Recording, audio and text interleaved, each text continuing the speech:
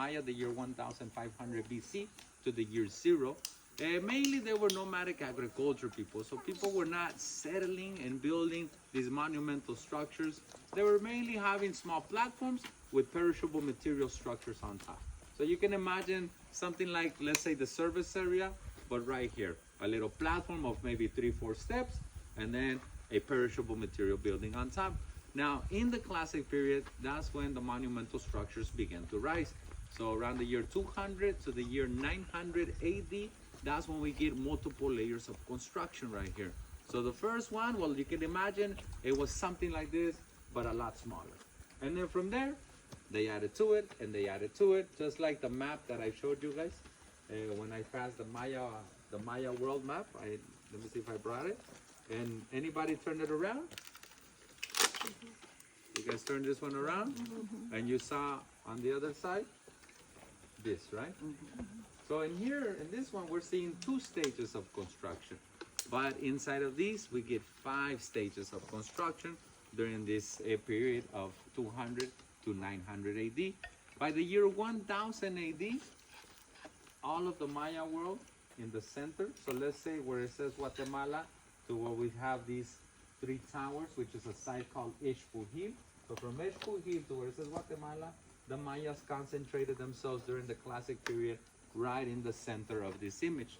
So in the apogee of the Maya, which would be the year 600 to 900 AD, that's when cities started to rise, populations, and well, the Mayas, what they did pretty much is that they exploited their resources, and that's why they collapsed. So exploiting the resources were mainly the vegetation. All of these trees that we have, they made use of it for everything. For sheltering people. So you can imagine as families were growing very fast, especially back then with no birth control program. So cities are gonna multiply rapidly. As soon as young girls, 13, 14, they were fertile, they were having babies. So that means that we need bigger homes. So we're making the homes out of wood. In the event that we have homes made out of stone, we still need to use the wood for cooking the stone, for making the mortar. So all of these stones are limestone. Anywhere you dig, you're gonna find limestone. As you burn it, it's pulverized, and you're gonna add sap and resin from trees, and you're gonna add water to this. So now imagine how they make this mortar to put any structure together. And this same mortar is what they're gonna use for paving as well the floors. So all of this city, everything that we're gonna walk on today, imagine 1,000 years ago, everything was paved. So how much mortar do we need? How much trees do we need to cut down? And that's only talking about a small city like Tacchola. I say a small city because the population here would have roughly no more than 5,000 people would have lived in the downtown. So we're pretty much in the downtown. We're gonna see a few residential areas. So, and remember in the canopy, we still have more structures that are hidden in the jungle. They just look like hills or mounds of vegetation, because when these cities were abandoned, well, the vegetation took over all of this. So now, keeping this in mind, all of the cities that were built, and then we have city-states that populations rise from 50,000 to 100,000 or beyond that. So you can imagine the temples there. I just recently visited Tikal. This is where this temple is from. This temple rises about 4 times the height of this, the one that you see in my image. So, and that's only one of about 13 or 14 of them that are in that city of Tikal. So imagine all of them in Tikal are monumental structures over 60 to 70 meters in height. This one is only like 15 meters, no more than that. So it's quite small compared to this. And in that city of Tikal, which is, well, it's where this temple is, and you'll see it right there, it's in Guatemala. Well, that was a city-state that housed over 100,000 people. So imagine those cities, how they flourished, that eventually, when the vegetation completely disappeared, it's kind of hard to believe as well, that the vegetation disappears right here. So when we don't have any more rainforests, well, we don't have any more animals to hunt, we don't have any more trees to make use for fires, for cooking, for feeding everyone, for sheltering, for making mortar, and we don't have any more rain. So droughts impacted the Maya world from the year 1000 to 1100 AD. That was the second collapse of the Maya. The first one, it was warfare during the year 200 AD. So when cities start to rise, start to form, well, there was a little bit of warfare because they were trying to take other people's land. So just kind of like the story of the world. You invade somebody, there's going to be conflicts. Same thing happened with the Maya. But that major one was because of the drought. So then cities, they start to get abandoned, and the cities in the north, they start to flourish. So most of the cities in the north, their apogee comes in the post-classic period of the Maya, the year 1000 to the arrival of the Spanish. And the arrival of the Spanish, that would have been the last collapse of the Maya here. And well, of the Native Americans, not only the Maya, but most of the cultures that we have in Mexico. A good 80% of the population speaking only in Mexico, well, they disappeared to smallpox. So luckily, that 20% that has survived has multiplied today. So to give you an idea how many people in Mexico are Native Americans, we have about a good 60% of Mexico, they speak their native language. So right here, for example, we are in the Maya land. So the first language that is spoken at home is the Maya language. We have, in all of the Maya world, about 28 different variants that are spoken of the Maya language. If we go towards the center of Mexico, let's say Oaxaca, we still have people that are speaking Nahuatl. If we go to Mexico City, outside of Mexico City, of course, all of those communities, they speak Nahuatl. If we continue to the north of Mexico, we have Tarahumaras, we have Rarámures, we have Apaches. So all these Native Americans, they're still speaking their native tongue. We have 70 languages in Mexico that are registered. And out of the 70, of course, Spanish is one of them, but it's not the official language. Since only 40% of Mexico, well, that would be our first language, like myself. I am a mixture of blood. I am a mestizo. I am from Mexico City. So, well, my native blood, I have about a good 70% of native blood and a 30% of European blood. But you can't see much of my European blood. only the mustache. That's the only European you can see in me. Because if we look at Native Americans, they hardly have any facial hair, any beards. They won't have like a big beard. Just a little peach fuzz and a couple little hairs dangling and no body hair. And they hardly gray their hair. So you might see some that are 70, 80 with a nice dark hair. So no gray hair. So that's how you can distinguish when someone has more native blood and a mixture of blood like myself. So that was the other collapse of most of the population here. Now, the use of this temple. We notice, as I mentioned, that we have to go together around the other structures to go to the east side. So this is telling us that these three sides, they are for civic or religious ceremonies. So let's say someone's gonna get married, we have a newborn, we're gonna present these type of events. On the top, where only rulers or priests or priestess are allowed. Everybody else, we all have to gather here. So this would have been an open plaza. That little home that we saw over there, or the foundation of the home, imagine all this paved, so everybody can gather here. So we would have a good 4, 5, or even 6,000 people gathering to see the ceremonies that are taking place. Now, on the other side, we have a different use for it. On the other side, we are in a private plaza, which has multiple uses. Let me go here to a map that I have. All right, so in this map, we're gonna see, this is the east side of this temple. You can see how there's structures surrounding with a circular altar right in the middle. And that circular altar, I believe that is where most of these sacred ceremonies were taking place. Something sacred would be like those bloodletting rituals that I showed you, that I didn't explain. But remember that other lintel that I showed? This was, I said it was a sacred ceremony. Right, so I'll come by slowly so you guys can see the map. Now where we're going next is actually outside of this map. We're going like over here. All right, that's the new area that was just opened up. So that's where we're gonna be going out of the map.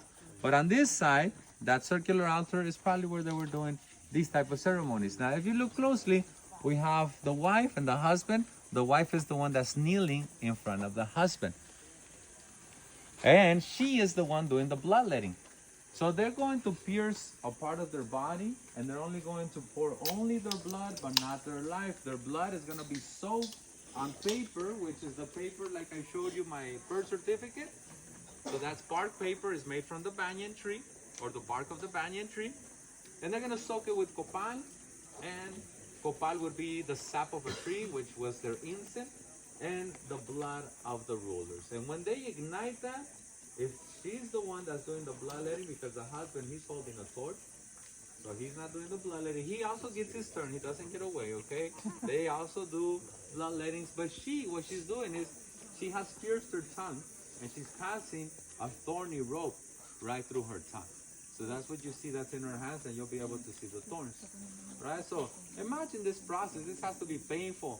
So there are plants here that we can chew and it'll numb your tongue, but we need more than just those leaves to chew and numb your tongue. The reason we need more is because when she ignites that paper with her blood and the copal, the smoke is going to reveal to her a vision.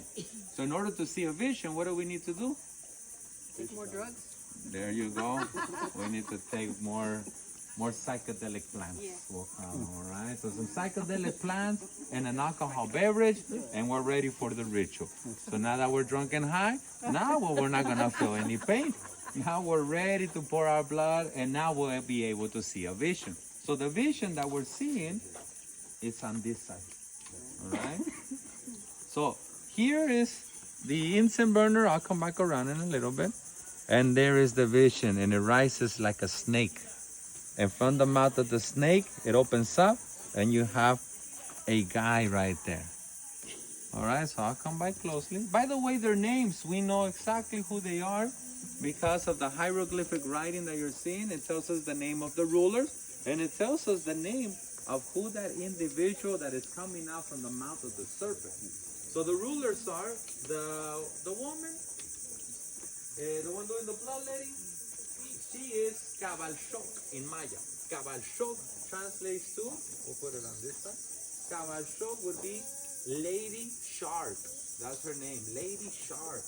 His name is Itzamnach Balam the third. Itzamnach Balam, which translates to Jaguar Shield the third. That's his name. Jaguar Shield the third and Lady Shark. And if you notice closely as well, if you see their faces, they have scarifications in their faces. That's what they have on their cheeks. And also, if you look closely, look at her nose, her eye, and her forehead. It all has a continuous sequence. It doesn't go like the nose and then the forehead up. No, the nose and the forehead, it all slants back. So that means that these guys have modified their skulls as well. You have heard of the deformation of the skulls. Some of us, yeah. So they're gonna bind their heads because these are rulers. So from birth, they're gonna put a board in the back, a board in the front. You just bind it, and then you're gonna start to elongate your skull. You're gonna have kind of like a cone head. All right. So that was also part of status, part of beauty. But not only was it because of status and beauty, it was because they want to look like where we come from. So according to the Bible of the Mayas, humans, the creation of humans, where the gods were trying to create humans, the third and final creation, it comes from the god of maize or the god of corn. So they believe we're molded from the dough of maize or the dough of corn. So we want to look like corn or like a cob. How does a cob look, right? It's a little coney. So that's why they're having these cone heads. And then eventually they're going to have the scarifications. They're going to have piercings, or either on the nose or including in the ears. So that's what you're seeing on them. You're seeing she has her earrings. And let me show you other examples right now that we come back to this, okay? So now that we know Lady Shark and Jaguar Shield the third. And this guy that's coming out, if you look closely at him, he has a shield, he has a spear, he has some sort of a helmet, and he's also wearing a mask. So what people wear masks, remember? They die. When they die. So that means that this guy, he's no longer with us. And his name is Jaguar Shield the second. So who did she saw? She saw her husband's father, right? So this was a way of showing all the common people these type of reliefs and letting them know we are divine people because, well, we have the ability to get connected with our ancestors, or at times to get connected with gods themselves. So it was a way of controlling the masses back then, just like today, right? When I was a kid, I remember they used to say that they were going to tag us, put a chip inside of us or a serial number. And what happened? Internet. No. Oh, that? Who doesn't have one? Do you have one, buddy? Do you have one of these? Not yet, right? Yeah. They tag us. This thing has a GPS. If you want to use it, any app, you have to activate it. And then it listens to you. It listens And then to you get you. commercials and that, and you're like, wait a minute. Why do I have makeup here? Yeah. Well, now I know that my wife is searching for some makeup, a living room. That's And right. I'm like, well, at least I know what to get her now, you know? So it's the same concept now. You know, but before that, well, we had the television, which was the same concept, the news, commercials. And before that was the radio giving us all of that, the newspaper. And before all of that, it was on stone for the Mayas to control everybody, right? So here, this is an example of some of those heads that are modified. And if you notice as well, they found them inside of a cenote. We have heard of cenotes, right? Cenotes are water holes or sinkholes. Because in Spanish we use the word cenote for something else as well, right? So cenotes only in the peninsula of Yucatan, they refer to water holes or sinkholes, okay? To the rest of Mexico, we won't use it, okay? So That word? a little bit. Oh, okay. It's not bad. It's nasty. It's not bad. It just refers to a body part of the female. Oh. Okay, or body parts, I should say, because they're plural. There you go, she said it. But big, because big it's, boobs. yeah. Oh. So that's what they found in these cenotes. Now these cenotes, these are their sources of water. So whenever they place any humans, or in the event that you have any animals like in this one, it's only gonna be the skeleton. So that means that if the animal was sacrificed, because that is also very common for them to sacrifice animals, or let's say it was a human, either way, they're going to cook these beings. And they're going to leave only the bones of the beings, because that's the only thing they're gonna deposit there. Because imagine you throw a dead animal inside of a cenote, because cenotes were entrances into the underworld. So if you're offering a dead animal and then you go and drink water from there, well, you're probably going to end up in the underworld as well, right? So that's why even beings were peeled to the bone. So they did have some sort of cannibalism rituals, okay? We don't know how often. Every day, no. That's for sure. Not every day. If not, we would have more evidence of that. But definitely they did it from time to time. So, and in the back you saw a lot of the dental work, right? So just like today where we have dental work, I mean, something simple would be like braces, right? You wear braces, now you have a Colgate smile. But if you want to go to the extreme, well, now we can put gold, we can put silver, we can put diamonds. But the Mayas, well, they were filing down, or they were piercing through the tooth, and they were incrustating jade on their teeth. Have we seen that? No, directly on their teeth. As the beings were alive, rulers were alive. Let me see, I have one here, look.